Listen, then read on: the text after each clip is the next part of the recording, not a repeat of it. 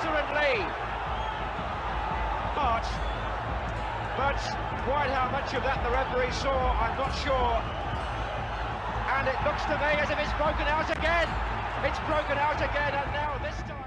Norman Hunter didn't just play football, he policed it. He was the man every forward dreaded seeing in their peripheral vision, the one who'd arrive not with a warning, but with a consequence. Bites your legs wasn't a joke. It was a reputation built across 15 years at Leeds United, forged in the most feared backline English football has ever seen. But here's the thing about men who never back down on the pitch. They don't always let things go off it either. Hunter carried grudges the way other men carry trophies. 7 names in particular. 7 players he never truly forgave. This is that list. There's a specific kind of player that gets under a certain kind of defender's skin. Not the ones who are dangerous. Hunter could respect dangerous. It's the ones who make the whole thing look like a performance. Rodney Marsh was that player. Marsh was everything Hunter wasn't. Flamboyant, loose, unpredictable in a way that felt almost theatrical. He'd flick the ball over your head and grin. He'd nutmeg you and pause, just long enough for the crowd to react. For Hunter, that wasn't football. That was showboating. And showboating, in his world, was disrespect. Not just to the opposition, but to the game itself. Their encounters on the pitch weren't your typical bruising duels. Hunter couldn't bully Marsh into submission the way he could with most forwards. Marsh had this almost maddening nonchalance under pressure.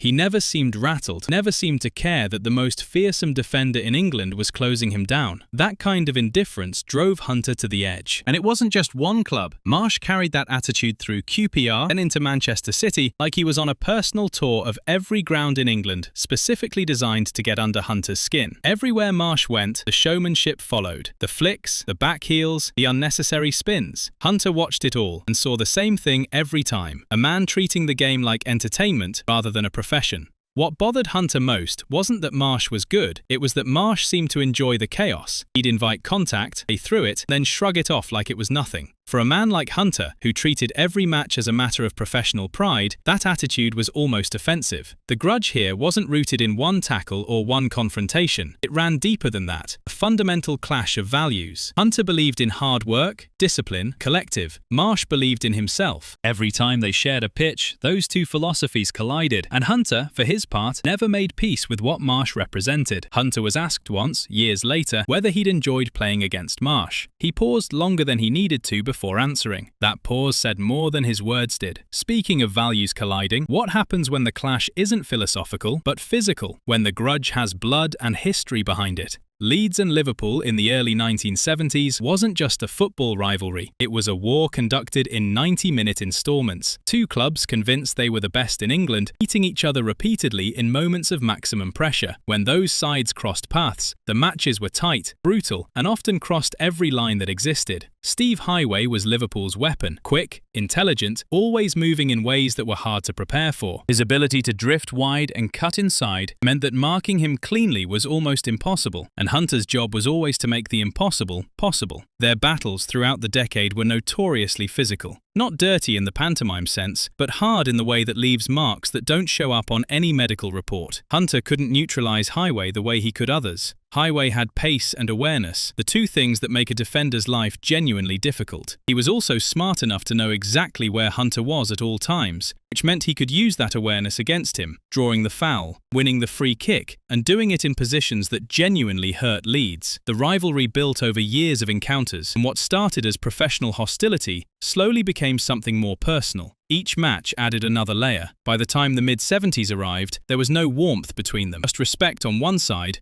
and unresolved friction on the other. Hunter later admitted that Liverpool, more than any other club, knew how to get inside Leeds' head, and Heighway was a large part of that. He was never the loudest name in those Liverpool sides, but for a defender like Hunter, he was quietly one of the hardest problems to solve. Some wounds are made by big, dramatic moments. Others are made by the same small cut, week after week, season after season. But if Heighway was the thorn in Hunter's side, Denis Law was the knife. The Roses' derbies, Leeds against Manchester United, were tribal in a way that goes beyond what most football matches become. These were communities settling old scores through sport, and the players understood that completely. They didn't play those matches, they fought them. Denis Law was United's most dangerous forward, but it was never just about what he did on the ball that got to Hunter. It was what he said off it. During one of their infamous clashes, Law reportedly threatened to break Hunter's legs. Not in the heat of a split second, deliberately, directly, looking him in the eye. Hunter never forgot it. Not because it frightened him, nothing frightened Norman Hunter, but because it crossed into territory that even he considered personal. There was a code among the hard men of that era. You could hurt someone in the act of football. You could tackle through the ball. You could leave your foot in. But you didn't make it a threat. You didn't make it a promise. Law made it both. What followed across their subsequent meetings was less football and more score settling. Hunter went into every Roses derby with Law's words somewhere in the back of his mind, and Law knew exactly what he'd started. The tribal nature of that rivalry made it something neither man could step back from. You have to understand what the Roses derbies meant to these men. It wasn't Chelsea versus Leeds. The hatred was about style and class. This was Yorkshire versus Lancashire. Generations of rivalry folded into 90 minutes. The players didn't arrive at those matches looking for a clean contest. They arrived looking to win something that went far deeper than 3 points. And when Law opened his mouth and made it personal with Hunter, he poured fuel onto a fire that was already burning at maximum heat. Hunter never forgave the words. But more than that, he never forgave what they turned him into on those days. The version of himself he became in those matches wasn't the professional he prided himself on being. It was something rawer than that and harder to put back in the box. 2 Chelsea names come next, and if you think Heighway and Law pushed things to the edge, wait until you see what happened at Wembley in the years that followed it. The 1970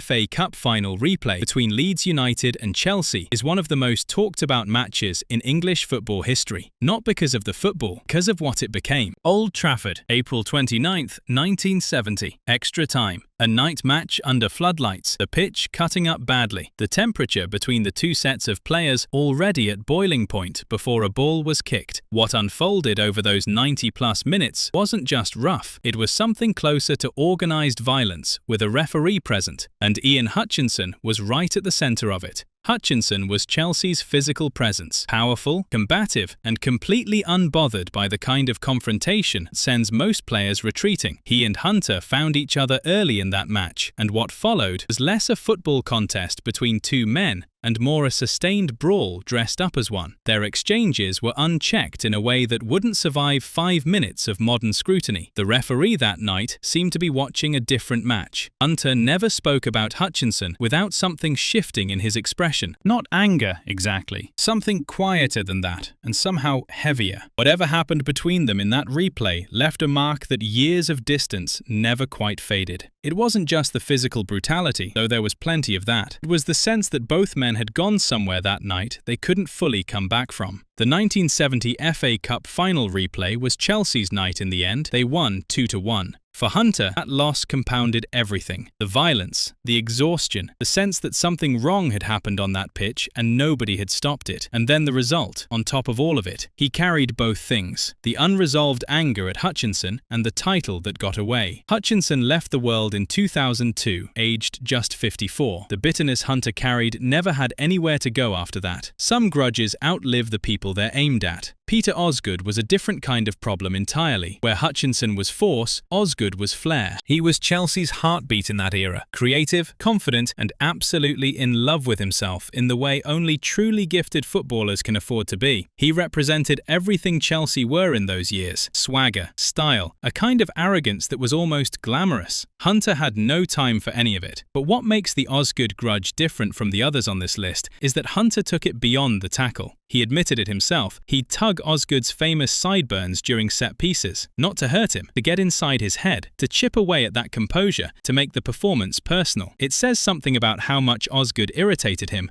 Hunter had to go that far. A man who could end most careers with a single, well-timed challenge felt he needed psychological warfare against a man with long sideburns. And it worked, sometimes. Osgood didn't like it. He'd react, argue, lose focus for a moment. But then he'd do something brilliant, and the crowd would roar, and Hunter would be back to square one. That was the cycle of it. Hunter would chip away, Osgood would respond with skill, and the hatred between them would build another layer. By the time the 1970 replay came around, they didn't need any introduction. They already knew exactly what they thought of each other. The Leeds-Chelsea wars of that era were unique in English football. These weren't just two clubs with different styles. They were two clubs who genuinely, openly despised each other. And that feeling ran from the boardroom to the boot room. When Hunter and Osgood shared a pitch, it was the purest expression of that hatred. Neither man ever softened on it. Two men remain, and the weight of these final two grudges is something else entirely. George Best was the most gifted footballer England ever had to deal with, and Norman Hunter's job, on those nights when Leeds met Manchester United, was to deal with him. Think about what that means for a second. You're a defender built on discipline, structure, the collective grind of a Don Revie system, and you're being asked to stop a man who operates outside every rule that football normally runs by. Best didn't just have pace or technique, he had instinct that no one could coach and no one could prepare for. He'd receive the ball in traffic and somehow find space that didn't exist a moment before. He'd go past you and make it look effortless, which was the part that got to defenders most. Hunter respected Best, that's the honest truth. In later interviews, he never hid that. Best was on a different level, and Hunter understood levels. But respect and resentment aren't mutually exclusive. Every time Best made him look slow, every yellow card